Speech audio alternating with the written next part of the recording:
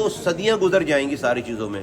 آج کے اس سرکاری مدد سے ہم کیسے 24 کروڑ لوگوں کو جو ہے وہ ہیلتھ کی فیسلٹیز جو ہے وہ بغیر پیسے کے فری آف کاسٹ دے سکتے ہیں.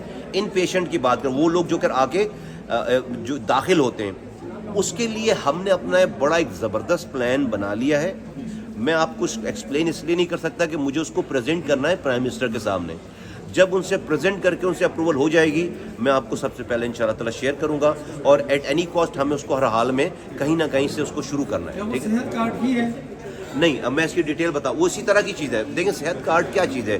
صحت کارڈ تو آپ اس کو نام کوئی بھی دے دیں نا, بیسکلی ایک عام آدمی کو بغیر پیسے کے, غریب آدمی یا امیر آدمی پاکستان کے لوگوں کو ہیلتھ انشورنس دینی ہے, ہیلتھ کی سیکورٹی دینی ہے کہ اگر اس کو بیمار پڑ کے کہیں جانا پڑے تو اس کے پاس پیسے ہوں یا نہ ہو یہ فرق نہیں پڑنا چاہیے. سنگل لائن سنگل لائن, یہ جو کل پروٹیسٹ ہوا ہے بہت بڑا, 5 ہاسپٹل باہر نکل رہے ہیں, اور اب ایک ہفتے کے الٹیمیٹم دیا انہوں نے کہ ہم بند کر دیں گے اگر ہیلتھ الاؤنس نہ دیا گیا. اچھا, ہیلتھ الاؤنس ہیلتھ منسٹری نے نہیں دینا, یہ دینا ہے فائنانس منسٹری نے.